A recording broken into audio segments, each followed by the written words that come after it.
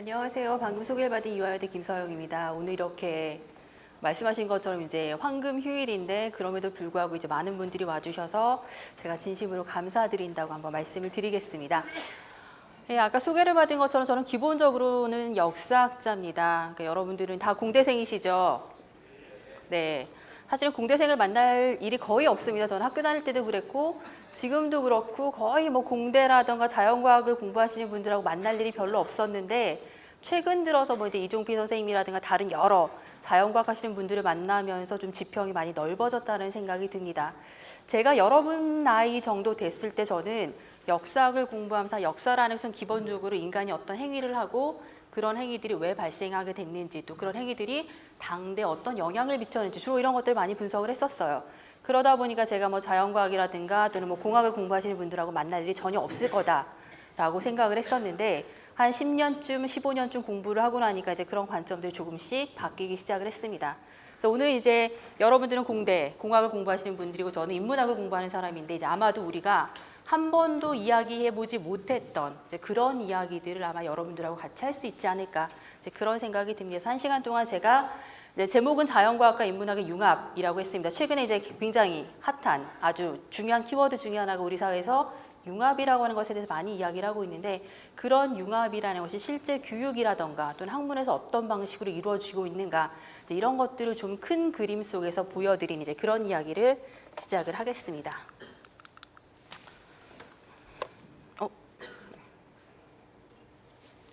그래서 일단 이제 컨텐츠를 보시게 되면 크게 세 파트로 나눴어요. 그래서 이제 빅히스토리라는 거 아마 들어보신 분 계신가요?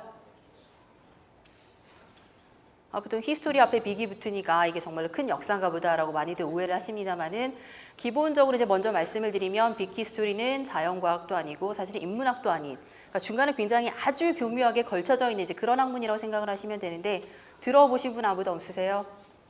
단 한 번도 없으세요? 제가 최근 한 5, 6년 정도 굉장히 연구도 많이 하고 뭐 책도 내고 이랬는데 뭐 제가 했던 그런 성과들이 별로 의미가 없다라는 생각이 들긴 합니다만은 어쨌든 오늘 이 자리에서 이런 단어를 보시고 이런 새로운 학문의 경향이 있구나 새로운 어떤 접근 방법이 있구나 혹시 관심 있으신 분들은 뭐 관련된 것들 좀 찾아보시면 좋을 것 같습니다. 그러니까 여러분들이 이제 모르신다고 하시니까 빅히스토리라는 게 무엇인지 간단하게 개념이라던가 왜 이런 것들이 시작이 됐는가라고 하는 부분에 대해서 이야기를 할 거고요. 그다음에 두 번째는 빅히스토리가 프로젝트로 만들어져서 전 세계적으로 지금 시행이 되고 있습니다. 그래서 실제로 이 시행되는 내용들에 대해서 간략하게 말씀을 드릴 거고요. 우리나라에서 이런 빅히스토리의 관점을 가져와서 실제로는 중고등학교나 대학에서 어떤 교육이 이루어지고 있는가 이런 부분들에 대해서 이야기를 해보도록 하겠습니다. 자, 제가 밑에 도메인에 이렇게 써놨습니다. IBHA라고 이제 우리가 보통 이바라고 부르는데요. 자, 이 IBHA 넷 이 웹페이지에 들어가시면 기본적으로 빅히스토리가 무엇인지 모르는 사람들을 위해서 간략하게 정의를 해놨습니다. 자, 영어 잘하시죠? 아마 여러분들 다 해석이 가능하실 거라고 생각이 듭니다만은 기본적으로 보시게 되면 우주라던가 생명이라던가 또는 지구라던가 인간 이런 것들의 역사를 우리가 지금까지는 따로따로 보아왔어요. 실제로 우주의 역사는 주로 천문학을 공부하는 사람들이 이야기를 하고 실제로 그 다음에 지구의 역사는 지구과학을 공부하는 사람들이 이야기를 했었고요. 그 다음에 생명의 역사는 말 그대로 생물학을 공부하는 사람들이 이야기를 하겠죠. 자, 저 같은 경우에는 주로 인간의 행위라던가 인간의 여러 가지 활동들에 대한 이야기를 많이 해왔었는데 이제 이런 것들 우리가 전부 다 통합해서 좀 더 큰 이야기를 해보자. 여기 나와 있는 히스토리는 역사라고 굳이 보실 필요는 없습니다. 쉽게 생각하시면 이야기라고 생각을 하셔도 상관없어요. 그래서 저희는 최근에 빅히스토리라고 우리가 불렀을 때 많은 사람들이 역사라고 착각하거나 오해하는 경우들이 있으니까 단어를 좀 바꿔야겠다. 그래서 앞에 히스토리라고 하는 단어 대신에 스토리라고 바꾸자. 뭐 최근에 그런 논의들도 많이 있습니다만 아직까지 합의된 부분들은 아니고요. 어쨌든 보시게 되면 우주라던가 또는 지구, 생명, 그리고 인간 이 모든 것에 관련된 이야기를 따로따로 하지 말고 그러니까 여러분들처럼 뭐 공학에 관련된 이야기만 하지 말고 저처럼 역사학을 공부하는 사람들의 입장에서만 이야기하지 말고 한번 같이 이야기를 해보자. 그런 관점들이 만들어지면 아마도 지금까지 우리가 너무나 자신들의 세부적인 전공이라던가 이런 것 때문에 공부했던 것과는 다르게 세상을 조금 다른 방식으로 볼 수 있지 않을까. 이제 그런 것들을 기대하는 전 세계 역사학자들 또는 전 세계 천문학자들, 과학자들 이런 사람들이 모여서 만들어진 학회가 바로 이제 빅히스토리 어소시에이션이라고 불리는 학회고요. 실제로 만들어진 건 제 기억에 10년 정도 만들어졌어요. 2012년에 처음으로 국제학술대회를 했고 작년에 이제 두 번째 국제학술대회를 했습니다. 그리고 내년에 암스테르담에서 세 번째 학술대회를 해요. 그러니까 실제로는 만들어진 역사라고 하는 것은 굉장히 오래되지 않았지만 최근에 이제 굉장히 많은 사람들이 이 부분에 관심을 가지고 있는 것으로 이야기를 할 수 있습니다. 자, 혹시 이런 거 보신 적 있으신가요? 크로노줌이라고 들어보셨어요? 안 들어보셨어요? 공대생 아니죠? 저도 기대를 하고 왔는데 저보다 더 잘할 거라고 생각했는데 제가 여기서 거짓말을 조금 해도 아마 여러분들이 모르시지 않을까라는 생각이 들어요. 자, 크로노줌이라고 하는 것은 여러분들 전 세계적으로 가장 부자인 사람이 누구라고 알고 계세요? 네? 여러분들이 알고 계신 전 세계에서 가장 부유한 사람이 누구예요? 빌 게이츠죠. 빌 게이츠가 가지고 있는 회사 이름이 뭐예요? 마이크로소프트예요. 자, 마이크로소프트가 빌 게이츠가 창업했던 최초의 첫 번째 회사를 이제 우리가 마이크로소프트라고 부르고요. 그다음에 두 번째 회사가 빌 앤 멜린다 파운데이션이라고 해서 이제 주로 좋은 일 하는, 특히 제3세계 뭐 교육이라든가 의료라든가 여러 가지 봉사를 하는 이제 그런 자선 단체를 만들었고요. 세 번째는 이제 BGC3라고 하는 사람들에게 잘 알려지지 않은 되게 조그만 회사를 만들었습니다. 그 첫 번째 그 MS사의 사실 여러 분과 중에 하나가 리서치 랩이라고 있어요. 근데 그 랩에서 이 크로노줌이라고 하는 프로젝트를 만들었습니다. 쉽게 생각하시면 줌인과 줌아웃이 굉장히 쉽게, 그러니까 여러분이 마우스만 한 번씩 클릭하게 되면은 아주 깊게는 우리가 빅뱅이라고 부르는 우주의 시작까지 들어갈 수 있고 실제로 계속 줌아웃을 하게 되면은 오늘날 우리의 모습까지도 한꺼번에 평면상에서 보실 수 있는 그런 프로젝트라고 생각을 하시면 됩니다. 아직까지 완성된 게 아니에요. 그래서 아직까지 완성되지 않았기 때문에 매번 버전들이 업데이트되고 있습니다. 그래서 여러분들이 좀 더 효율적으로 보시려면 항상 새로운 어떤 그런 버전들로 업데이트를 하셔야 될 필요는 있는데, 자, 그 크로노줌에서도 빅히스토리와 같은, 그러니까 완전히 동일하진 않지만 비슷한 관점들을 가지고 이제 뭐라고 설명을 하냐면 우주의 역사라는 게 분명히 존재하고 그 다음에 생명체의 역사라는 게 존재하고 더 나아가 인간의 역사라는 것이 존재하니까 이 세 가지의 이야기, 우주와 생명과 인간의 이야기를 우리가 어떤 통합된 관점에서 하나의 평면에서 한번 보여줘 보자. 그렇게 되면 사람들이 기존에는 인간의 역사만 알았어요. 저 같은 경우는 사람의 역사만 알았겠죠. 자, 이런 것들을 보게 되면 사람의 역사에서 좀 더 나아가서 생명의 역사에 관심을 가지게 되고 좀 더 나아가게 되면 우주의 역사에 대해서 관심을 가지기 시작하게 된다는 겁니다. 반대로 우주의 역사에 대해서만 알고 있었던 사람들은 점점 더 들어가게 되면 인간의 역사에도 어느 부분 관심을 가질 수도 있겠다. 그런 관심들을 유도하고 그런 사람들에게 흥미를 좀 불러일으키기 위한 실제로는 굉장히 뭐랄까 굉장히 많은 자료들이 있고 이 안에 들어가 보시면 우리나라 같은 경우는 임진왜란이라던가 거북선이라던가 또는 훈민정 창제라던가 여러 가지 형태의 과학기술에 관련된 이야기들이 들어가 있습니다. 저희가 정보를 준 것이지만 실제로 미국 같은 경우는 한국에 대해서 잘 몰라요. 한국이나 중국이나 일본에 대해서 많은 팩트들을 모르기 때문에 저희가 그런 정보들을 그들에게 전달을 해주면 이제 그런 것들을 체크해서 정말로 맞다. 이게 정말로 팩트가 맞구나라고 판단이 되는 이런 웹사이트에 관련된 사항들을 쭉 같이 기입하는 것들을 보실 수 있습니다. 자, 그래서 보시는 것처럼 원래 기존의 역사, 아마 여러분들 역사는 별로 좋아하지 않으실 거라고 생각이 듭니다. 제가 늘 물어봐요. 심지어 저는 이제 역사 전공인데 사학과 학생들한테도 수업에 들어가서 역사 좋아하는 사람 있어요? 라고 물어보면 거의 손을 안 들어요. 혹은 뭐 세계사라든가 한국사 배워본 경험이 있어요? 라고 물어보면 손을 드는 학생들이 그렇게 많지 않습니다. 우리는 역사를 굉장히 재미없다고 생각하고 또 많은 사람들은 단순히 암기하는 과목이라고 생각을 해요. 사실은 여러분도 암기를 굉장히 잘하는데 역사는 과목이라고 생각하면서 역사가 재미없다라고 말하는 이유 중에 하나는 구체적인 연도라던가 지명이라던가 사람 이름 이런 것들을 외워야만 되고 그런 것들을 시대 순으로 늘 나열하는 형태의 어떤 그런 교육만 우리가 받아왔기 때문에 아 역사는 그냥 시간 순서대로 나타나는 여러 가지 현상들을 쭉 이어놓는 것, 그 이상도 그 이하도 아니라고 생각을 합니다. 자, 우리는 기존의 역사라고 하는 것은 주로 이제 인간이 중심이에요. 인간이 어떤 활동을 했는지, 어떤 행위를 했는지, 또는 그런 행위를 왜 하게 됐는지. 자, 인간 사회에서 여러 가지 변화들이 일어나게 되면, 예를 들어 혁명이 일어나거나 또는 사회의 기본적인 어떤 체제들이 변화하기 시작하면 왜 도대체 저런 현상들이 발생하게 됐을까? 그 원인이 무엇일까? 그 당시 사람들은 어떤 것을 바라고 저런 행동을 했을까? 이런 것들을 주로 분석하는 이제 그런 학문들을 우리가 역사라고 불렀습니다. 그래서 기존의 역사는 늘 인간 중심의 이야기였었다라고 이야기를 합니다. 자, 반면에 범위를 좀 더 넓혀 보시게 되면 이제는 인간의 이야기뿐만 아니라, 자, 인간만 이야기를 가지고 있는 게 아니죠. 인간이 언제 처음 등장해서 어떻게 진화했고 어떻게 전 세계적으로 이주하기 시작했고 각자 이주한 그런 환경에 맞추어서 새로운 방식으로 자신들의 삶을 변화시켰는가 라고 하는 것과 마찬가지로 인간을 둘러싼 여러 생명체들, 더 나아가면 지구, 좀 더 나아가면 태양계, 그리고 더 나아가서 우주까지도 맨 처음에 만들어진 그리고 진화해 갔던 이야기들이 분명히 존재한다는 겁니다.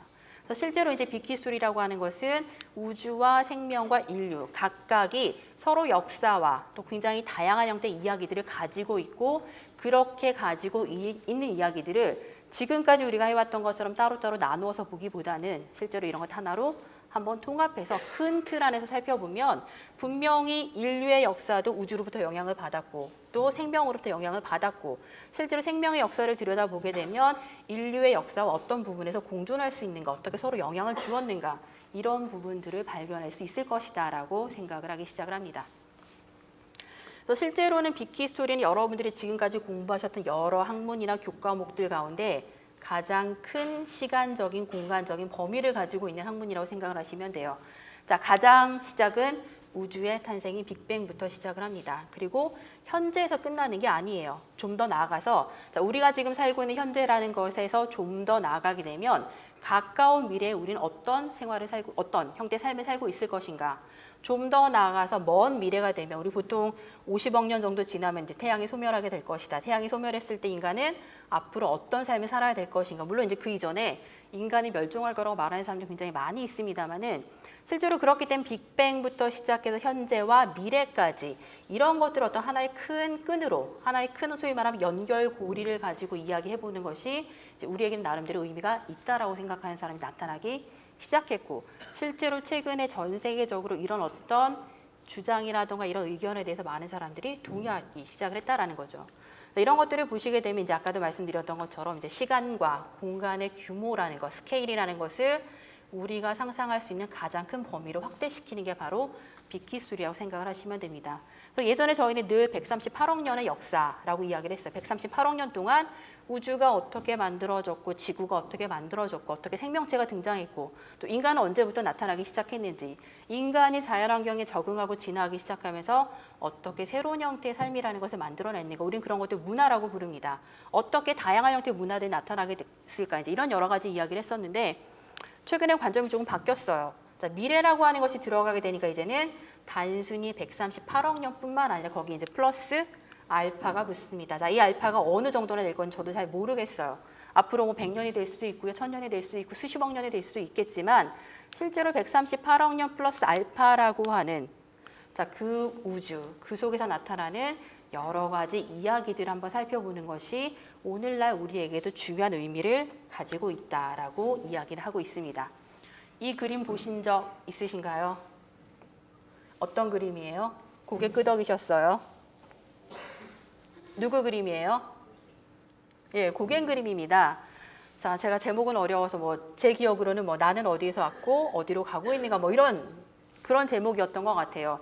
제가 최근에 기억력이 점점 더 감퇴하기 시작하면서 이렇게 정확한 이제 명칭을 잘 기억을 못합니다만은 자, 이 그림을 제가 여러분들에게 보여드리는 이유는 아까 말씀드렸던 것 제목에서 나는 어디에서 왔는가 실제로 인간의 기원은 어디인가 인간은 언제 어떻게 등장해서 어떤 형태의 변화 또는 진화라고 우리가 부르는 것들을 경험하고 실제로 오늘날 여러분이 여기 지금 앉아 있는 거죠. 오늘 10월 8일 지금 5시 15분이에요. 이 시간에 여러분들은 왜 과학도서관 5층에 여기 어디죠? 뭐 회의실? 뭐 하여간 이 공간에 앉아서 제가 하는 이야기를 듣고 있는가? 더 나아가서 여러분들이 이 공간에서 나가서 이제 1시간 동안 제 이야기를 듣고 나서 어떤 생각을 하게 되는지 아 재미없었어 라고 그냥 나갈 수도 있는 거고요. 뭔가 여러분들에게 어떤 임팩트가 있는 그런 메시지가 전달될 수도 있다라는 거죠. 그러니까 실제로는 우리가 어디에서 왔고 현재 어디에 있고 앞으로 어디를 가는가라고 하는 것을 아까 말씀드렸던 것처럼 138억 년 플러스 알파라고 하는 우주에 있었던 여러 가지 이야기들을 보여주는 것과 아주 밀접한 관련성을 가지고 있는 이제 그런 그림이라는 생각이 들어서 실제로 이 그림을 하나 보여드리는 거고요.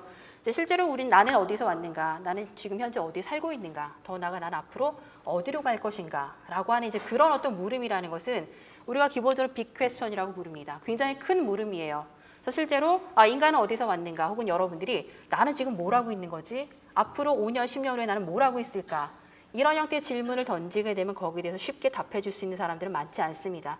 굉장히 끊임없이 생각을 하고 여러 가지 방식대로 고민을 해봐야 돼요. 한 가지 방법이나 한 가지 어떤 틀만으로는 여러분들이 가지고 있는 궁금증이라는 것을 우리가 해결할 수 없다는 겁니다.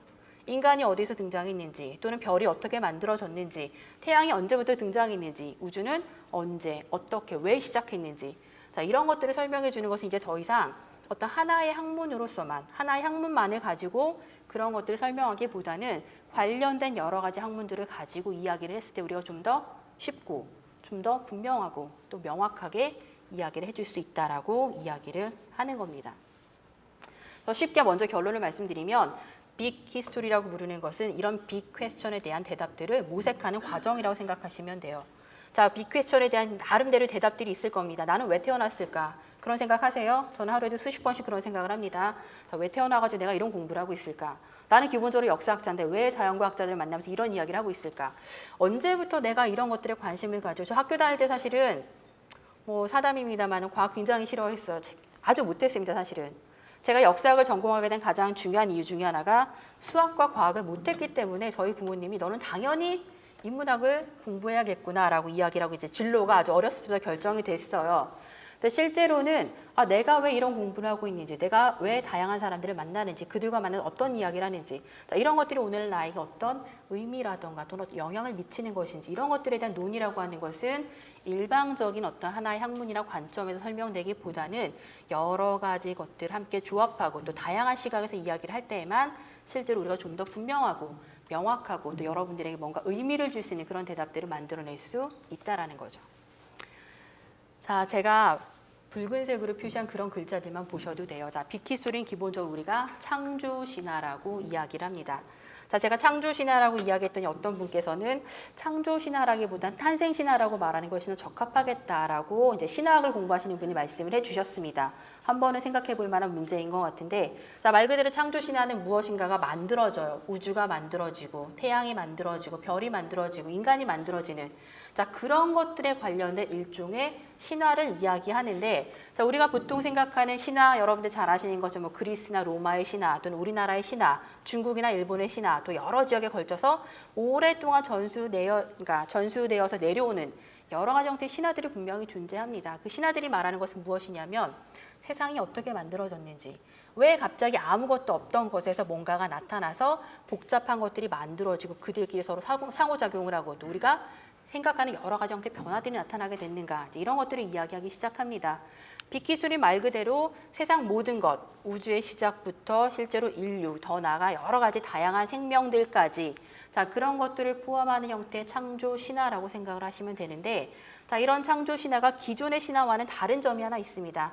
자, 보여드리는 첫 번째 사진은 여러분들 잘 아시는 것처럼 우주의 탄생이라고 부르는, 그러니까 빅뱅이라고 부르는 이제 물론 그 당시 모습은 아니겠지만 어떻게 이제 소위 말하면 이제 터져서 보여지는지 이제 그런 그림을 보여주는 거고요. 두 번째 나와 있는 그림은 중국의 반고신화를 이제 표현한 그림입니다. 중국에서는 세상이 아주 혼돈스럽고 아주 모든 것이 엉켜 있는 그런 어떤 모든 것이 이렇게 복잡하게 얽혀 있는 그런 상황에서 실제로 갑자기 알이 깨지기 시작하면서 그 알에서 반고라고 하는 사람이라고 말하긴 그렇지만 어쨌든 세상을 만든 영웅이 나타나기 시작했다라고 이야기를 해요. 근데 실제로는 중국의 신화뿐만 아니라 전 세계적으로 이 세상이 알에서부터 만들어졌다라고 이야기하는 신화들은 굉장히 많이 있습니다. 실제로 이제 가운데 보시는 그림은 이제 그런 중국의 신화를 그림으로 표현한 것이라고 생각을 하시면 되고요. 자, 세 번째 있는 그림 아마도 교회 다니신 분은 잘 아실 겁니다. 자, 이 세상이라는 걸 하나님이 창조를 하셨다. 특히 하나님께서 6번째 되는 날 이제 인간을 창조하셨다라고 이야기를 해요. 자, 오늘날 우리는 자, 세상이라는 게 어떻게 만들어졌는지, 또는 우주가 어떻게 시작이 됐는지, 두 번째 반고신화 같이 자, 세상이 알에서 만들어졌다. 이런 것들을 믿는 사람은 더 이상 아무도 없습니다. 우리에게 그런 것들은 단지 신화로만 기능할 뿐이에요. 마찬가지로 실제로 우리가 기독교에서 말하는 창조 신화라는 것도 세상이라는 것 하나님이 6번째, 맨 처음에 만드시고 여러 가지 형태의 생명체를 만드신 다음에 가장 마지막 날 인간을 만드셨다. 물론 교회 다니신 분들 열심히 잘 믿으시겠습니다만은 최근에 이런 어떤 인간에 대한 여러 가지 이야기를 믿는 사람들은 그렇게 많지 않다라는 겁니다. 오늘날 우리가 믿는 우주의 시작과 세상 모든 것의 시작은 과학자들이 우리에게 굉장히 객관적인 혹은 굉장히 정확하다라고 판단되어지는 그런 자료들과 그런 정보들과 그런 증거들을 제시하는 것들을 가지고 우리가 빅뱅 이론을 만들어서 우리에게 설명을 하고 있는 거예요. 그렇기 때문에 빅히스토리는 아까 말씀드렸던 것처럼 빅 퀘스천에 대한 대답을 찾아내는 그런 과정이면서 실제로는 세상 모든 것들이 어떻게 만들어졌는가, 어떻게 탄생하고 형성했는가 그 이야기를 우리가 이야기하되 그런 것들을 말하되 가장 중요한 것은 과학적인 증거들을 가지고 이야기를 한다라고 생각을 하시면 됩니다. 그래서 실제로 과학적인 증거들을 제시하지 못하는 반고신화 또는 기독교에서 말하는 창조신화라고 하는 것은 더 이상 우리에게는 신화의 여러 가지 종류들 중에 하나일 뿐이라는 거예요. 더 이상 이런 것들이 다른 어떤 신화들보다도 가장 우리에게 설득력을 지니고 많은 사람이 믿을 수 있는 그런 형태의 창조 이야기라고 말하는 사람은 더 이상 없다라는 거죠. 창조신화하고 좀 비슷한 개념이긴 한데요. 실제로 빅히스토리는 또 세상의 모든 것들이 언제, 어떻게, 어떤 과정을 통해서 시작이 됐을까. 이제 어려운 말로 하면 오리진 스토리라고 이야기를 합니다. 그런 것들의 기원이 무엇인지 그런 것들을 오늘날 우리의 관점에서 또는 특정 시점에서 거슬러 올라가는 이제 그런 형태의 이야기를 우리가 보통 빅히스토리의 이야기를 해요. 자, 아마 보셨을 거예요. 무슨 동화인지 아시겠어요?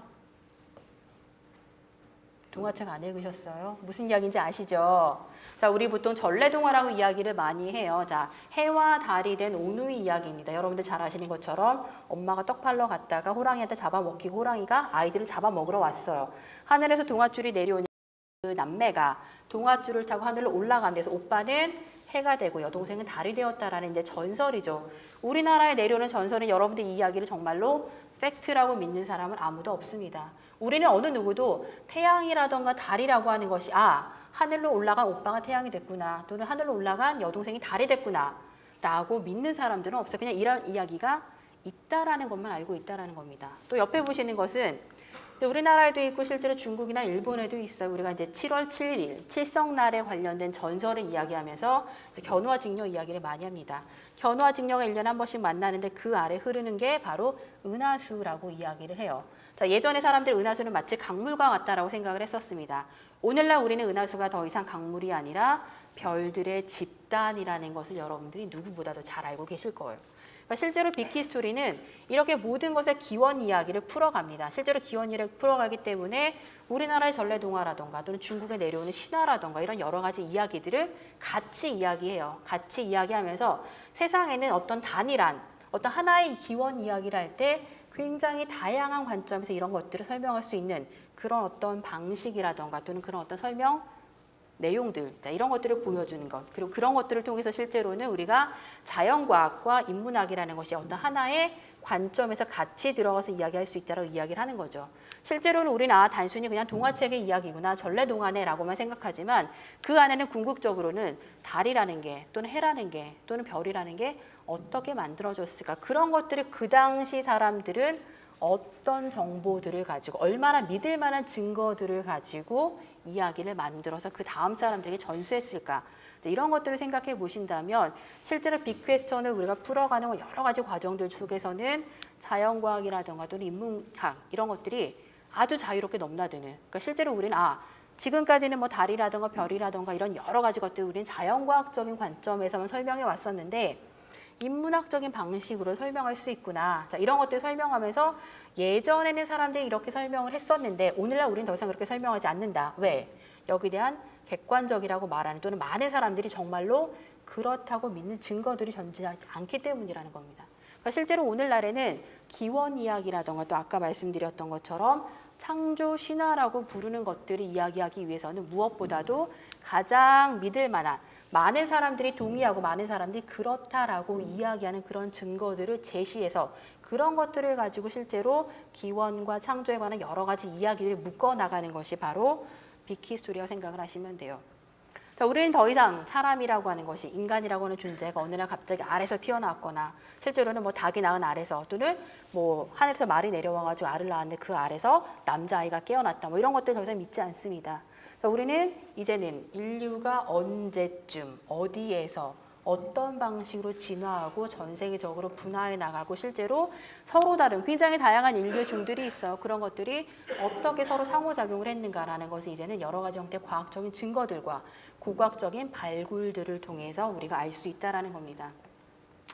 최근에 이제 아르디피쿠스뿐만 아니라 뭐 오스트랄로피테쿠스라던가 또는 호모라든가 이런 여러 가지 종의 우리가 보통 이제 선행인류라고 부르기도 하고 현생인류의 조상이라고 부르기도 하는데 실제로 이런 인류의 조상들도 일직선상으로 여러분들이 맨 처음에 오스트랄로피테쿠스가 나타나서 그들이 사라지고 새로운 종들이 대체하고 이런 어떤 과정에서 진화를 배우시는 게 아니라 실제로는 여러 가지 형태의 브랜치를 만들어가면서 그들끼리 서로 영향을 미치고 그들끼리 분명히 어떤 나름대로의 상호작용을 했을 것이라는 이런 것들을 보여주는 그런 형태의 인류의 진화라는 것이 오늘날 여러분들이 가장 많이 동의하고 여러분들 객관적인 사실이라고 배우는 인류에 관련된 이야기라고 보실 수 있어요. 제가 이 그림을 맨 마지막에 보여드릴까 아니면 중간에 보여드릴까 고민을 하다가 이제 중간에 집어넣었습니다. 어떤 그림인지 아시죠? 제가 개인적으로 그림을 좋아하게 된 그림을 좀 많이 썼는데 반 고흐의 론강의 별이 빛나는 밤에라고 하는 그림입니다. 오르세 미술관에 있어요. 이 그림을 보시게 되면은 우리는 그냥 고흐라고 하는 사람이 원래 별을 굉장히 좋아하고 별을 굉장히 많이 그렸고 실제로 고흐가 살아생전에 뭐라고 이야기했었냐면 인간은 죽어서 별이 된다. 그래서 실제로 인간이 살아가는 모든 과정이라는 것은 별이 되기 위해서 준비하는 과정이다라고 이야기를 했었습니다. 이 그림에서 우리가 좀 눈여겨봐야 되는 부분은 뭐냐면 하늘에 별이 떠 있어요. 하늘에 별이 떠 있고 밑에 물이 있습니다. 우리가 일반적으로 생명의 진화를 이야기할 때, 생명의 탄생을 이야기할 때 가장 중요한 전제 조건 중에 하나가 바로 물이에요. 실제로는 여러분들 보시는 것처럼 여기 노부부가 있어요. 실제로 하늘의 별과 생명체의 근원인 물과 실제로 인간, 결국 우주와 생명과 인간의 모습을 한 번에 보여주는 그림.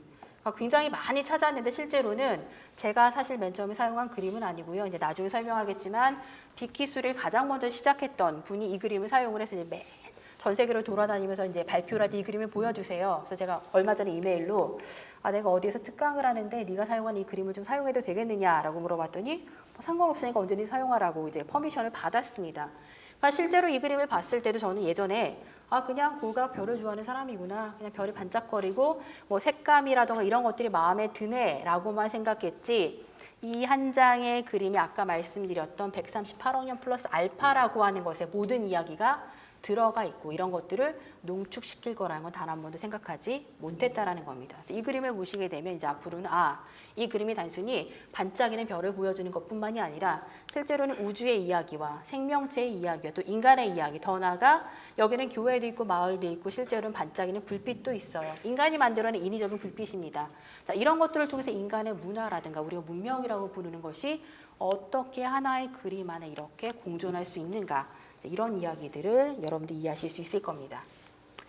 이제 두 번째는 빅히스토리가 이제 이런 거다. 아까 말씀드렸던 것처럼 기원을 이야기하는. 그리고 실제로는 창조에 관련된 여러 가지 객관적인 또 우리가 믿을 만한 것이라고 판단하는 그런 이야기들을 가지고 그런 증거들을 가지고 하는 이제 그런 이야기로 말씀을 드렸어요.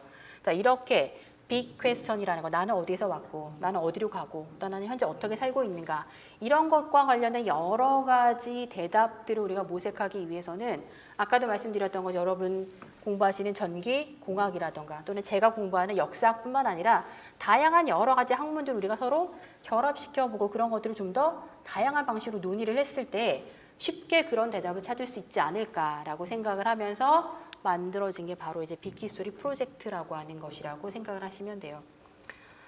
이분이 이번에 10월 17일 날 한국에 오십니다. 10월 제 기억으로 21일, 22일 동안 신라호텔에서 세계 지식 포럼이라고 하는 포럼이 열리는 거기에 키노트 스피커로 오세요. 네, 저랑은 5년 동안 이 대해서 같이 공동 연구를 했고요. 실제로 전 세계적으로 가장 먼저 빅히스토리를 가르치고 실제로 빅히스토리라고 한 단어를 만드신 분이에요. 근데 이분이 원래는 러시아사가 전공입니다. 그러니까 저랑 똑같이 역사학자예요. 그래서 맨날 저랑 하는 얘기 중에 하나가 본인이 역사학자여서 이제 히스토리라고 하는 단어를 썼는데 뭔가 잘못된 것 같다. 많은 사람들이 빅히스토리를 그냥 역사라고만 이해하는데 자기가 봤을 때 역사가 아니라는 거죠. 그래서 뭔가 새로운 단어가 필요하겠다라는 이제 그런 이야기를 그냥 농담삼아 하긴 합니다만은 어쨌든 빅히스토리라고 하는 이제 새로운 학문 분야의 창시자이고 실제로 가장 먼저 이러한 관점들, 이런 어떤 시각들을 가지고 교과목을 만들어서 실제로 이제 호주 맥쿼리 대학에서 처음 강의를 시작을 했어요. 1989년부터 시작했으니까 작년이 아마 제 기억으로는 25주년 맞나요? 제가 뺄셈 잘 못해서 잘 모르겠는데 하여간 몇 주년이었다라고 들었습니다. 자, 데이비 크리스천이 빅 히스토리에서 이야기하는 가장 중요한 것은 아까도 말씀드렸던 것처럼 빅 퀘스천이라는 것. 우주는 어떻게 만들어졌는지, 또는 생명체가 어떻게 등장했는지, 인류는 언제 어떻게 등장해서 왜 이런 방식으로 진화했는지, 자, 이런 것들에 대한 대답을 우리가 모색하기 위해서는 인간의 역사만 가지고 더 이상 이야기하기 힘들다는 거죠. 우주에 관련된 이야기만으로도 풀어나갈 수 없고 실제로는 지구에 관련된 이야기만으로도 이런 것들에 대한 대답을 찾기가 아주 어렵다는 겁니다. 결국은 인간과 지구와 생명과 우주 이 모든 것들을 우리가 하나로 연결했을 때 좀 더 쉽게 자, 우리가 큰 어떤 질문이라고 하는 것에 대해서 우리가 답을 찾을 수 있을 것이다라고 이야기를 하고 있죠. 최근에 또 이제 빅 퀘스천이라는 거 굉장히 핫한 그런 어떤 소위 말하면 단어 중에 하나라는 겁니다. 자, 이런 것들에 대한 관심을 사실은 본인은 가지고 있었고 본인은 89년부터 교과목을 만들어서 가르쳤어요. 근데 문제는 뭐냐면 아까도 제가 물어봤던 것처럼 전 세계적으로 어쨌든 가장 돈이 많은 사람이 자, 이 교과목에 관심을 가지기 시작했습니다. 빌 게이츠가 빅 히스토리에 관심을 가지기 시작하면서 138억 년의 우주 혹은 138억 년 플러스 알파의 우주, 자, 그 안에 있는 굉장히 많은 기원 이야기들을 학생들에게 가르치고 학생들이 좀 더 큰 그림을 그리고, 그러니까 실제로 우리가 공부하는 것, 여러분들 전기공학 공부하시고 저는 역사를 공부할 때 우리가 보는 것들만 사실은 계속해서 보게 되는데 좀 더 시야를 넓혀보거나 또는 다른 것들과 우리가 이야기를 해보게 된다면 우리가 생각하는 관점들이 바뀔 수도 있을 거다라고 믿고 있는 겁니다. 자, 밑에 보시는 유튜브에 들어가셔서 여러분들이 뭐 빌 게이츠, 빅 히스토리 이렇게 검색하시면 동영상을 보실 수 있어요. 빌 게이츠가 이 교과목에 관심을 가지기 시작하면서 실제로 데이비 크리스천과 같이 공동으로 프로젝트를 운영하고 지금도 자, 그 프로젝트가 계속 진행이 되고 있습니다. 자, 빌 게이츠의 이 동영상을 보시게 되면 중간에 이런 이야기들이 나와요. 본인이 왜 빅 히스토리를 좋아하느냐. 굉장히 좋아하는 게 많을 텐데 왜 하필이면 이걸 중요하다고 생각하고 이런 것들을 가지고 미국의 소위 말하면 교과 과정이라는 것을 바꿔놓으려고 하는지 이제 사람들이 물어봤을 거예요. 그랬더니 거기에 대해서 뭐라고 대답을 했냐면 내가 빅 히스토리를 좋아하는 가장 중요한 이유는 빅 히스토리가 자연과학과 우리가 인문학이라고 부르는 것의 경계를 점차 허물어버리기 때문이다 라고 이야기를 하고 있습니다. 자, 바로 이게 블러한다라는 게 오늘날 우리가 말하는 일종의 융합, 오늘날 우리가 말하는 소통, 자, 이런 것들과 같이 이야기가 될 수 있다라고 생각을 하시면 돼요. 2011년 3월부터 이제 프로젝트가 시작이 됐습니다. 그래서 실제로 빌 게이츠와 데이비 크리스천 교수가 같이 공동으로 운영을 하고 있고요. 미국에서는 9학년과 10학년을 대상으로 모든, 그러니까 실제로 미국 같은 경우는 국가가 교과 과정을 결정하는 것이 아니라 각 주에 교육위원회가 이런 것들을 결정하기 때문에 실제로 빅 히스토리의 관점이라든가 이들이 말하고자 하는 여러 가지 방법론들이 학생들에게 가르쳐 볼 만하다라고 생각하는 주에서는 이제 교사들이 신청을 해야 이제 교육위원회에 가서 우리 학교에서 이러이러한 과목을 가르치고 싶은데 괜찮겠느냐? 그래서 허락을 받아서 이제 미국의 여러 공립학교라든가 사립학교들에서 가르치기 시작을 했습니다. 우리나라로 치면 이제 중학교 3학년, 고등학교 1학년 학생들을 대상으로 가르치는 거고요. 기본적으로 웹사이트를 만들었어요. 그래서 실제로 빅히스토리 프로젝트.com이라고 하는 웹사이트가 실제로 이제 만들어졌고 그 안에 굉장히 많은 형태의 동영상들과 그다음에 전 세계 석학들의 강연들과 그다음에 실제로 데이비 크리스천의 가장 기본적인 스크립트와 관련된 여러 가지 형태 아티클이라든가 자료나 이런 것들 굉장히 많이 올려놨습니다. 누구나 여러분들 쉽게 가입하셔서 로그인해서 보실 수 있어요. 맨 처음에 이 프로젝트 웹사이트가 이제 오픈됐을 때에는 허락을 받아서 이제 아는 사람들에게만 줬어요. 저는 허락을 받아서 허락을 받은 정말 대한민국에 2명밖에 안 되는 사람 중에 하나구나라고 생각을 했는데 최근에 여러분들은 이제 다 누구나 쉽게 어세스할 수 있고 그 안에는 모든 자료들이 여러분들이 필요로 하신다면 상업적인 용도만 아니라면 여러분들이 언제든지 활용하실 수 있습니다. 사실은 빌 게이츠가 부자가 됐던 가장 중요한 이유 중에 하나는 우스갯소리로 굉장히 이제 소위 말하면 법률적인 소송을 많이 하기 때문에 그 소송에서 늘 이기기 때문에 빌 게이츠가 굉장히 부자가 됐다라고 이야기하는데 여러분들 이런 것들을 뭐 상업적으로 도용할 거라고 생각하지 않기 때문이죠. 자, 여러분들이 사이트에 들어가시게 되면 이제 빅 히스토리에 대한 여러 가지 좀 더 구체적이고 다양한 이야기를 보실 수 있어요. 자, 2011년 4월에 테드 컨퍼런스에서 이제 빌 게이츠가 데이비 크리스천을 소개를 하고 실제로 내가 이러이러한 걸 관심을 가지고 있다. 그래서 우리가 같이 공동으로 프로젝트를 시작을 했다라고 이야기를 하면서 이제 기본적인 이제 론칭이 되기 시작을 했습니다. 2011년 이제 3월에 프로젝트를 시작하고 4월에 테드 컨퍼런스에서 이야기를 하고 9월부터 이제 미국은 9월부터 학기가 시작이 되니까 9월부터 미국에서는 5개 학교를 선발해서 처음에 시작을 했습니다. 호주에서는 이제 2개 학교를 시작을 했어요. 2015년 올해죠. 미국에서는 146개의 학교에서 빅히스토리를 정규 교과목으로 가르치고 있습니다. 호주에서는 60개의 학교에서 빅히스토리를 가르치고 있어요. 제가 한 달 반쯤 전에 빅히스토리 프로젝트를 전담하는 사람에게 받은 통계 자료니까 뭐 크게 달라지지 않았을 거라고 생각합니다.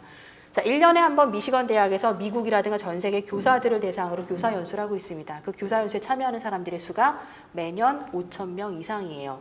이 프로젝트에, 이 교사 연수에 참여하는 대부분의 사람들이 주로 과학 선생님들 또는 역사 선생님들이 주로 많이 있고요. 이제 우리나라에서는 사실은 찾아보기 힘든 케이스긴 하지만 이제 빅히스토리가 우리가 우주와 생명과 인류의 이야기를 하다 보니까 이제 주로 앞부분에 대해서는 과학 선생님들이 가르치고 뒷부분에 대해서는 역사 선생님들이 가르치는 이제 그런 형태의 팀 티칭이 많이 이루어지고 있습니다. 그래서 실제로 많은 사람들이 저한테도 물어보세요.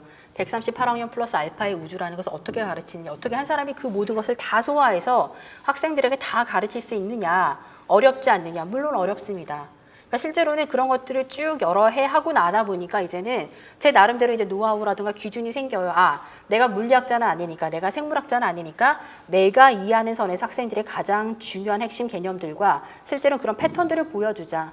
그러니까 실제로 구조나 패턴을 보여주는 것은 그렇게 어렵지 않아요. 그러니까 실제로 이런 구조나 패턴이라고 해서 그리고 많은 사람들이 이미 보여주고 있는 것들도 많이 있습니다. 자, 전 세계적으로 이렇게 많은 사람들이 참여한다라는 거, 이제 물론 빌 게이츠의 그런 후광이라는 것도 분명히 작용을 하겠지만 실제로 사람들이 왜 이런 것에 관심을 가지는가라고 하는 부분에 대해서 우리도 다시 한번 생각을 해봐야 될 필요가 있다라는 생각이 듭니다. 자, 이 빅히스토리 프로젝트는 아까도 말씀드렸던 것처럼 9학년과 10학년 학생들을 대상으로 우리가 어떻게 하면 아이들에게 좀 더 큰 규모에서 여러 가지 것들의 기원들을 설명할 수 있는 다양한 시각을 보여줄 것인가, 어떻게 하면 아이들에게 빅 퀘스천에 대한 대답들을 좀 더 쉽고 좀 더 효율적으로 찾을 수 있게 해줄 것인가, 이런 것들에 관심을 가져요. 그러다 보니까 교과 과정으로 들어왔을 때 나름대로 패턴과 구조를 가지게 됩니다. 그래서 실제로는 빅히스토리 프로젝트를 여러분들이 이해하실 때 여러 가지 필요한 요소들이 있어요. 우리는 138억 년의 우주를 이 프로젝트에서는 8개의 단계, 소위 말하는 8개의 임계 국면이라는 것으로 나누고 있습니다. 첫 번째는 빅뱅이고요. 두 번째는 별의 탄생이고 세 번째는 원소의 등장입니다. 자, 네 번째는 지구와 태양계의 등장이고 다섯 번째 생명체의 탄생과 진화예요. 자, 여섯 번째는 실제로 인류의 진화, 그리고 더 나아가 인류가 어떻게 서로 다른 방식으로 가지고 있던 지식이라는 것을 축적하고 교환하기 시작했는가, 이런 부분에 대한 내용이고요. 일곱 번째는 농경의 기원, 우리가 보통 신석기 혁명이라고 부르는 이제 농경이 왜 시작됐는가, 어떻게 인간 사회를 획기적으로 바꿔 놓았는가, 이런 부분에 대한 이야기입니다. 그리고 마지막이 오늘날 우리가 살고 있는 근대 시대, 현대 시대에 대한 이야기라고 생각을 하시면 돼요. 그러니까 물론 교과 과정으로 만들었을 땐 이렇게 8개의 단계로 나누어서 우리가 이야기를 합니다만은 저는 개인적으로는 빅히스토리는 뭐 몇 개로 나눠도 상관없습니다. 20개로 나눠도 상관없고요. 뭐 15개로 나눠도 상관없고요. 개인적으로 각각 사람들이 접근하는 방식에 따라서 뭐 8개로 나누던 혹은 뭐 2개로 나누던, 2개는 좀 심하겠지만 10개로 나누던 20개로 나누던 저는 그건 전혀 상관없을 거라고 생각하고 있습니다. 사실 이제 빅히스토리 프로젝트라고 하는 것은 모든 전 세계 여러 지역에서 동일한 형태의 소위 말하는 관점과 동일한 형태의 텍스트와 그런 어떤 뭐라 그럴까, 프레임, 이런 것들을 가지고 교육을 하기 때문에 상대적으로 뭐랄까 굉장히 좀 이렇게 구조화되고 획일화된 부분들이 분명히 존재합니다. 반면에 이제 이런 것들이 우리나라에 만약에 이제 도입이 돼서 학교에서 가르칠 때에는 미국에서 가르치는 방식을 그대로 따라하는 것이 아니라 한국의 현실에서는 8개가 아니라 뭐 10개가 적합하겠다 또는 20개가 적합하겠다, 뭐 이런 형식으로 바꾸어서 충분히 이야기를 할 수 있는 부분들이 있다는 거고요. 자, 이 빅히스토리 프로젝트에서 아까 보셨던 8개의 그 임계 국면들마다 이렇게 카드를 한 장씩 만들어줍니다. 우리가 스레스홀드 카드라고 부르는 이런 카드를 만들어주는데 그 카드는 굉장히 단순하게 만들어졌어요. 자, 기본적으로는 여러 가지 형태의 요소들이 존재합니다. 그러니까 요리로 말하면은 냉장고 안에 들어있는 각각의 여러분들이 사용하지 않는 그런 재료라고 생각을 하시면 되고요. 자, 그런 것들이 골디락스 조건이라고 하는 정말 딱 알맞게 떨어지는 그 조건을 만나게 되면 실제로 이전에 한 번도 나타나지 않았던 새로운 형태의 복잡성이라고 하는 것이 등장하게 된다라는 게 빅히스토리 프로젝트의 전체적인 어떤 구조라고 보시면 됩니다. 그래서 실제로는 8가지 그 임계 국면이라는 걸 전부 다 이 카드에 맞추어서 설명을 해요. 그러다 보니까 뭐 맞는 부분도 있고 때로는 좀 어거지 같은 부분들도 있습니다만은 전체적으로 어쨌든 전 세계적으로 이제 많은 사람들이 대부분 이 카드를 수용해서 이런 것들을 가르치고 있는 것들을 보실 수 있어요. 자, 제가 개인적으로 농경에 좀 관심이 많다 보니까 농경에 대한 이야기를 하자면, 자, 농경이라는 게 지금으로부터 한 11,000년 전쯤에 나타나기 시작했습니다. 그 이전에는 사람들은 여러분들 잘 아시는 것은 수렵 채집이라고 하는 생활 패턴을 가지고 있었어요. 주변 환경으로부터 우리가 필요로 하는 에너지, 우리가 필요로 하는 식량들을 얻기 시작합니다. 물고기를 잡아먹고 여러 사람들이 소위 말해 힘을 모아서 큰 동물을 잡아서 실제로 그 고기를 나눠 먹고, 그 다음에 주변에 있는 나무 열매라던가 또는 곡식을 채취해서 우리가 먹기 시작하다가 11,000년 전에 이제는 그렇게 떠돌아다니면서 주변 환경으로부터 먹을 것을 얻는 방식이 아니라 이제는 인간들이 한 지역에 정착하면서 규모가 점점 더 커지는 공동체를 유지하는 그런 현상들이 발생하기 시작해요. 그래서 궁금해지는 거죠. 왜 하필이면 11,000년일까? 2만 년도 아니고 10만 년도 아니고 더 그렇다고 5,000년 전도 아니고 왜 하필이면 11,000년 전쯤에 인간들 사이에서는 새로운 형태의 생산 방식이라는 것이 나타났을까? 이제 그런 것들을 설명하기 위해서 빅히스토리에서는 자, 그 당시에 이제 농경이 나타날 수밖에 없어 여러 가지 요소들이 분명히 존재한다라는 겁니다. 자, 사람들의 수가 갑자기 증가하기 시작해요. 인구가 빠른 속도로 증가하기 시작하고 실제로 이 당시쯤 되면은 호모사피엔스가 아프리카로부터 벗어나서 지구에 거의 가지 않은 지역이 없어. 극지역을 제외하고는 사실 호모사피엔스가 이주하지 않은 지역이 거의 없다라고 이야기를 하고 있습니다. 실제로 많은 사람들이 새로운 지역에 가면서 자신들이 살고 있는 환경에 대해서 더 많은 정보와 더 많은 지식을 얻게 된다는 거죠. 이런 것들이 실제로 11,000년 전에 나타났던 지구의 여러 가지 변화들, 갑자기 지구가 따뜻해지기 시작하고 빙하가 녹기 시작하고 자, 아까도 보셨던 것처럼 인간, 소위 말하는 인구라는 것이 증가하게 된다는 더 많은 식량이 필요하다는 거죠. 더 많은 자원을 우리가 필요로 한다는 것과 동일한 이야기로 생각을 하시면 됩니다. 자원에 대한 소위 말하면 경쟁력이라는 게 점점 증가하기 시작을 해요. 자, 이런 것들이 서로 만나서 결국 우리가 농경이라고 하는 자, 이전에는 그냥 지나가면서 그냥 봤어요. 아, 저런 게 있네. 아, 저런 동물이 있구나. 아, 이거 한번 따먹어 볼까? 뭐 이렇게 생각했던 그런 형태의 작물이라든가 동물들이 이제는 인간이 자기 주변으로 데려와서 길들이기 시작하죠. 다른 방식으로 동식물의 유전자를 바꾸기 시작합니다. 자, 그런 형태가 나타나기 시작하고 이런 것들을 통해서 더 많은 식량들을 얻게 되니까 이제는 500명 이상, 구석기 시대라고 우리가 이야기하는 수렵채집 시대에는 인간 공동체의 단위가 500명을 넘지 않았어요. 이동생활하기 때문에 실제로 500명 이상의 사람들이 모여 사는 것은 굉장히 거추장스럽고 불편했습니다. 이제는 인구가 뭐 10,000명 또는 수만 명까지 증가하는 그런 형태의 도시들이 나타나기 시작합니다. 도시가 나타나고 도시들이 번성하면서 이제는 국가라고 부르는 강제력을 지닌 그런 어떤 권력 구조가 나타나기 시작하죠. 자, 도시나 국가라고 하는 것은 우리가 문명이라고 부르는 것은 이전에 단 한 번도 나타나지 않았던 현상입니다. 우리가 농경을 경험하면서 실제로 나타났던 새로운 현상이라고 여러분들이 이해를 하시면 좋아요. 자, 이렇게 138억 년 플러스 알파라고 하는 그 사이에 우주에서 나타났던 여러 가지 이야기들을 그럼 어떻게 하나로 다 연결할 수 있을까? 아까 보셨던 것처럼 이제 빅히스토리 프로젝트에서는 저런 카드들을 사용해서 8가지 중요한 임계 국면들을 자기들이 설정을 하고 각각의 임계 국면에 맞게끔 이제 카드를 조정을 하는 거죠. 그래서 실제로는 빅히스토리 프로젝트에서는 시간이 점점 더 흐르면 흐를수록 자, 빅뱅에서 원소가 만들어지고 그다음에 지구가 만들어지고 생명체가 등장하고 인간이 나타나면서 복잡성이라고 하는 거 점점 증가한다라고 하는 것을 기본적인 이제 소위 말하면 전제로 하고 있습니다. 제가 봤을 땐 저는 이제 빅히스토리가 왜 138억 년 플러스 알파의 우주라는 것을 한꺼번에 보여줄 수 있는가? 결국은 우주와 생명과 인간이라는 것은 끊임없이 상호 관련성을 가지고 있기 때문이에요. 그런 상호 관련성이라는 것을 특정한 시기, 특정한 장소 뭐 이런 것들을 나누어서 실제로는 보여주고자 하는 게 바로 빅히스토리가 추구하는 가장 중요한 목적이라고 저는 개인적으로 생각을 합니다. 실제로 네덜란드의 어떤 학자들 같은 경우에는 에너지라고 하는 것, 실제로 태양 에너지라든가 인간이 만들어낸 여러 가지 형태의 에너지라는 것이 어떤 방식으로 만들어지고 어떻게 흘러가는가라고 하는 그런 관점에 초점을 맞춰 설명하는 사람도 있어요. 자, 제가 여기 이제 구슬을 쭉 보여드려서 우리 비즈공예 예전에 굉장히 많이 했었습니다만은 저는 일단 손으로 하는 게 굉장히 젬병이라 이제 저런 거 시켜주면 잘 못합니다.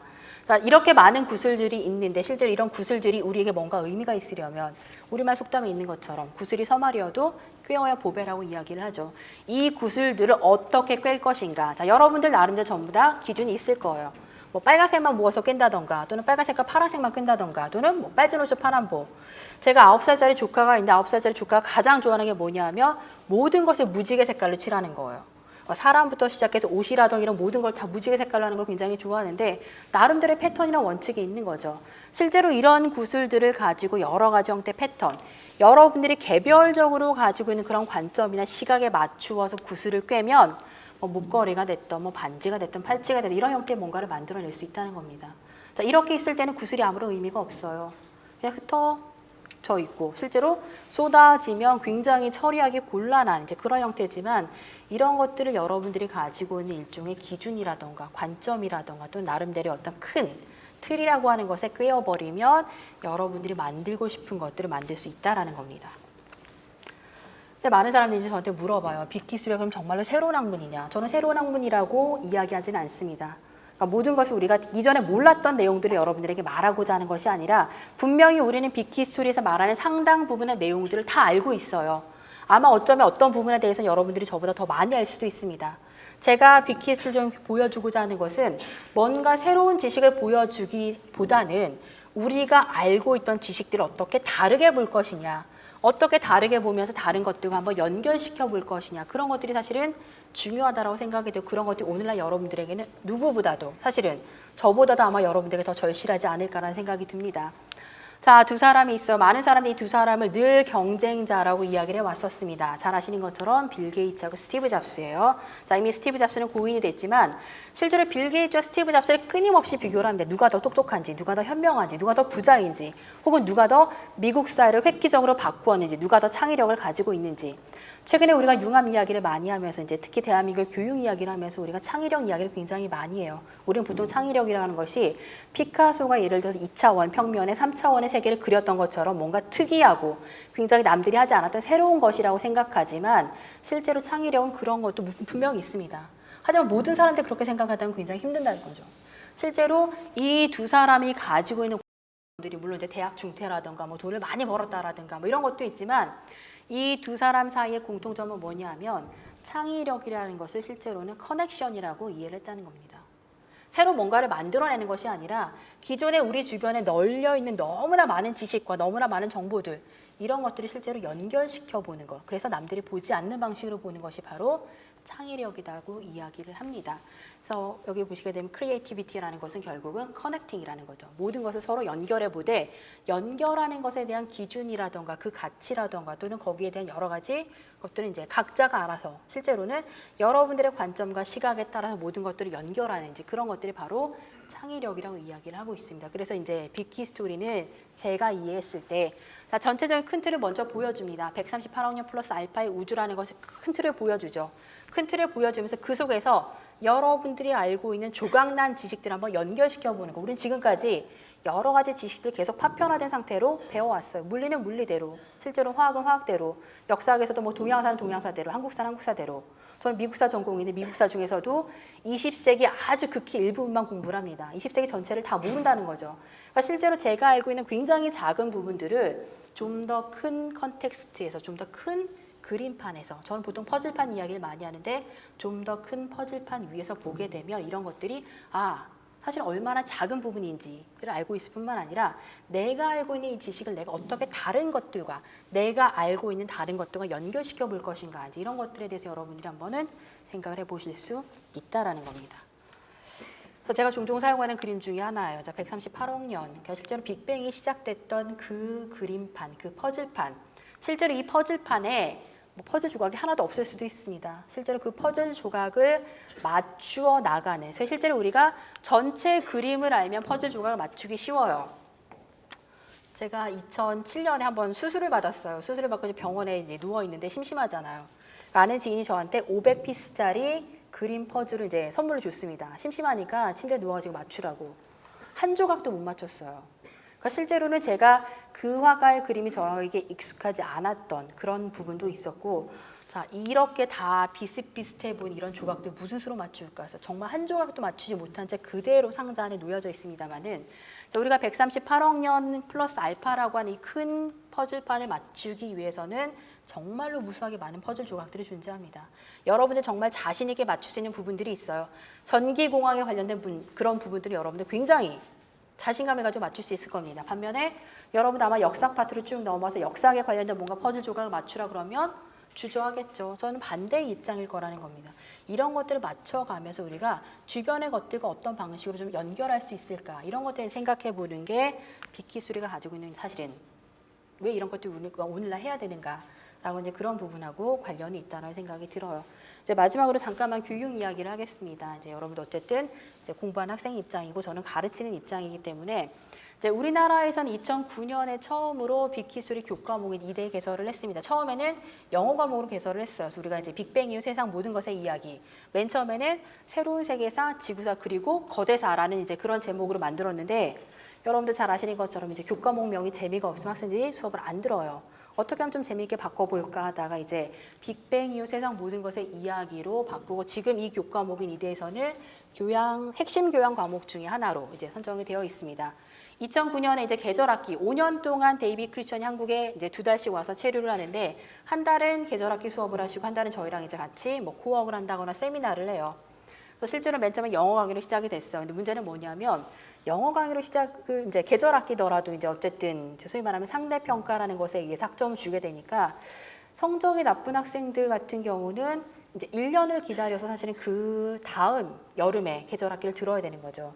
이런 것들 좀 보완하고자, 좀 학생들에게 좀 기회를 주고자 2010년에는 우리말 교과목을 만들고 제가 2010년부터 이대에서 이제 가르치고 있습니다. 아까 말씀드렸던 것처럼 핵심 교양 과목으로 작년부터 채택이 됐고요. 작년에 저 같은 경우는 대학원 수업으로 이제 빅히스토리를 가르쳤어요. 물론 학부에서 가르치는 것과는 상당히 다른 방식으로 가르쳤습니다. 나름대로 굉장히 많은 성과가 있었다고 생각이 됩니다. 잘 안 보이시겠지만 제가 그 당시 사용했던 그러니까 강의 계획서고요. 아까 이종필 선생님이 잠깐 언급을 하셨는데, 올해 2월에 제 은사님이 돌아가셨습니다, 갑자기. 근데 그분이 사실은 저에게 빅히스토리라고 하는 것에 대한 소위 말하면 어떤 하나의 문이라는 걸 열어주셨던 분이라고 생각을 해요. 자, 그분 같은 경우는 작년에 처음 이제 저희 학교에서 빅히스토리 강의를 하시기 시작을 했는데, 그분이 만들었던 소위 말하는 이제 강의 아니고 이건 제가 만드는 강의입니다. 저는 사실은 강의 안에 이렇게 많은 글자를 넣는 거 별로 좋아하지 않아요. 어쨌든 서로 다른 스타일이긴 한데, 이런 식으로 이제 학부 수업에서는 강의안을 이제 학생들에게 제시하고, 아까 말씀드렸던 것처럼 8개든 10개든 20개든 제 나름대로 임계 국면이라는 걸 만들어서 그런 것들이 왜 여러분들이 이해해야 되는지, 이런 것들을 이해하면 여러분들의 삶이 어떤 방식으로 달라질 거라고 우리가 기대하는지, 그런 것들에 대한 논의가 진행되는 수업이라고 보시면 됩니다. 자, 대학뿐만 아니라 사실은 중고등학교에서 저희가 빅히스토리 교육을 계속해서 이제 좀 많이 확산시키려고 노력을 해왔었습니다. 그러니까 저 같은 경우는 2011년에 이제 영재 학생들을 내리고 이제 처음 수업을 했어요. 반응이 굉장히 좋았어요. 그래서 실제로는 뭐 창의재단뿐만 아니라 많은 선생님들이 영재 학생들을 대상으로 이런 수업을 좀 해보면 어떨까라고 이야기를 하셨는데, 저는 기본적으로는 영재 학생들만을 대상으로 하는 수업에는 반대하고 있습니다. 2012년에는 우리나라에서 5개 학교를 선발해서 미국과 마찬가지로 이제 우리는 물론 정규 교과목이 안 되니까 우리나라에서는 방과 후 교과목으로 개설을 해서 가르치기 시작을 했습니다. 총 10회에 걸쳐서, 그래서 결국 5번은 이제 우주와 생명에 관련된 이야기로, 나머지 5번은 인류에 대한, 그리고 미래에 대한 이야기를 이제 했었습니다. 그래서 2개 중학교, 2개 고등학교, 2개 중학교는 하나는 공립학교, 하나는 사립학교, 고등학교도 하나는 공립학교, 하나는 자사고. 그러니까 사실 이렇게 나누어서 학생들의 반응이 어떤지, 실제로 그 학교가 공립인지 사립인지 또는 중학교인지 고등학교인지에 따라서 이제 그 차이가 무엇인지 좀 보기 위해서 이렇게 나누었고요. 저 같은 경우는 서울시내 30개 고등학교에서 1명씩 학생들을 받아서 이대에서 이제 한 학기 내내 사실 이제 10번에 걸쳐서 아이들을 가르쳤습니다. 실제로 방과 후 수업이기 때문에 이제 아이들에게 뭐 지식을 전달한다거나 알고 있는 지식을 이제 연결하는 강의만 하는 게 아니라 1시간은 강의라고 1시간은 체험 활동을 해요. 문제는 뭐냐면 학생들이 강의 내용을 잘 기억을 못 합니다. 체험 활동 굉장히 좋아해요. 그래서 실제로 이제 앞으로 이제 저희가 직면하고 있는 문제 중에 하나는 강의와 체험 활동 어떻게 좀 더 구체적으로 연결시켜서 아이들에게 큰 임팩트를 줄 수 있을 것인가, 이제 그런 부분에 대한 이야기도 분명히 있어야 될 거라 생각이 됩니다. 그래서 실제로 이렇게 강의와 체험 활동 같이 했던 가장 중요한 이유는 아이들에게 지식 또는 정보라고 들어가는 것이 어떻게 실제로 그런 것들을 액션으로 취함으로써 몸으로 체화할 수 있는가, 어떻게 느끼는가 이제 그런 것들을 보고 싶었던 거고요. 자, 여기 있는 사진은 이제 제 수업에 사용했던 사진인데 제가 이제 별의 탄생에 대해서 이야기를 하면서 아이들에게 별자리를 이제 만들어 봐라. 단순히 별자리를 만들 때 여러 가지 이제 요소들을 줘요. 그리고 골디락스 조건들을 주고 그로 인해 나타나는 아까 보셨던 복잡성이라고 하는 것을 제시를 하면서 아이들에게 스토리텔링을 하도록 만들었습니다. 정말 저는 깜짝 놀랐어요. 제가 가지고 있는 상상력을 초월해서 굉장히 특이한 형태의 그런 어떤 스토리텔링이 가능하고 그렇게 만들어진 스토리텔링을 바탕으로 간단하게 이렇게 별자리가 이제 모양이 있어야 되잖아요. 모양을 만들고 거기 이름을 붙여라. 이제 이 학생이 있던 팀에서 만든 것은 그 당시 한참 독도의 그 영토 문제가 심각했었는데 독도 별자리를 만들었습니다. 자, 이런 것들을 통해서 실제로 우리가 아이들을 실제로 가르치는 내 입장과는 전혀 다른 방식으로 이해하고 전혀 다른 방식으로 이제 해석할 수 있구나 이제 이런 것들을 보고 있는 거고요. 그다음에 2012년과 13년에 걸쳐서는 이제는 방과후 교과목을 가르치시는 선생님들을 대상으로 이제 교사 연수를 시작을 했습니다. 작년에는 못했어요. 작년에 못했는데 이제 올해 저희 겨울에 교사 연수를 다시 시작할 계획입니다. 실제로 방과후 교과목이기 때문에 아이들에게 가르칠 수 있는 분량만큼 전체 10회에 걸쳐서 이제 아까 보셨던 것처럼 1시간의 강의와 1시간의 체험활동 그리고 실제로는 체험활동이라는 것도 이제 소위 말하면 천편일률적으로 모든 학교에서 같이 하는 것이 아니라 이제 그런 어떤 아이템을 가지고 선생님들이 각자 아이들의 수준이라던가 또는 아이들의 반응이나 이런 것들을 이제 조절하는 그런 것들이 가능한 이제 그런 수업들을 하고 있습니다. 2013년 겨울에는 이제 서대문 자연사박물관에 이정복 관장님이 오셔서 이제 특강을 해주셨고요. 미래에 대한 부분을 이야기를 해주셨습니다. 그래서 저희가 교총에서 지원을 받아서 이제 이런 교원 연수를 하고 있어요. 사실은 은사님이 돌아가셨기 때문에 이제 한동안 그런 것들에 대한 생각을 못했는데 최근에 저희가 이제 빅키수리와 관련된 협동조합을 하나 만들었습니다. 그래서 이제 올해는 협동조합을 통해서 이런 형태의 이제 교원 연수를 하고 실제로 이제 올해부터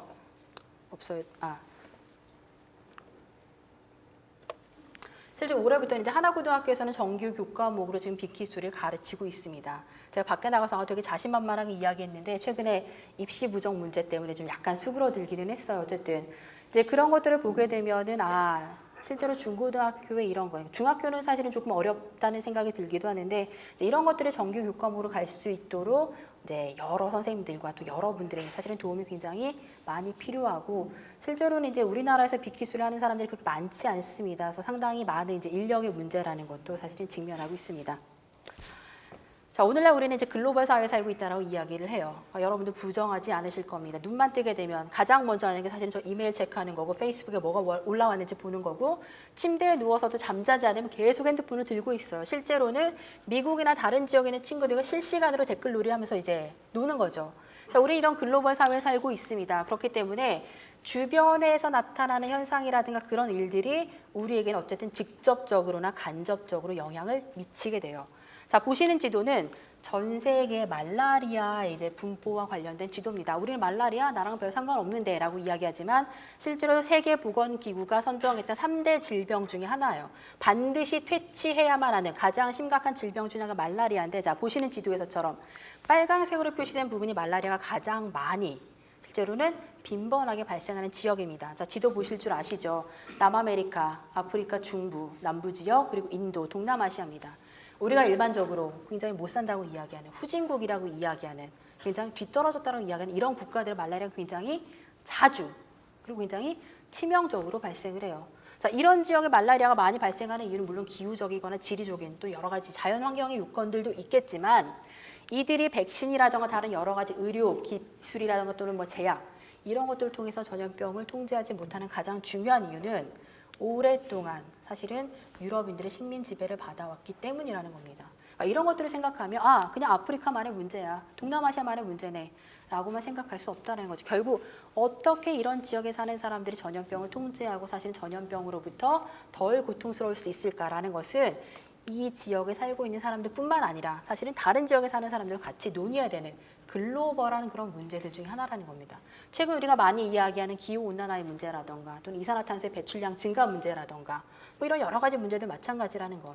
물론 우리에게 직접적으로 영향을 미치지 않을 수도 있습니다는 분명히 언젠가는 여러분이 아니라면 여러분들의 아이들에게 또는 그 다음 아이들에게 어떤 형태로는 심각한 영향을 미칠 수 있는 그런 형태의 글로벌한 문제들 우리가 어떻게 해결할 것이냐. 그러니까 결국 이런 것들이 어떤 방식으로 가능할 것이냐. 결국 소통과 공존이라는 게 필요하다는 겁니다. 근데 이렇게 전 세계적으로 소통과 공존이라는 것이 잘 안 돼요. 실제로 소통하고 공존하고 또 여러 가지 상호협력을 하기 위해서는 결국 누군가가 앞에서 이끌어야 되고 결국 이끄는 주체가 권력을 가지게 됩니다. 학문도 사실은 마찬가지예요.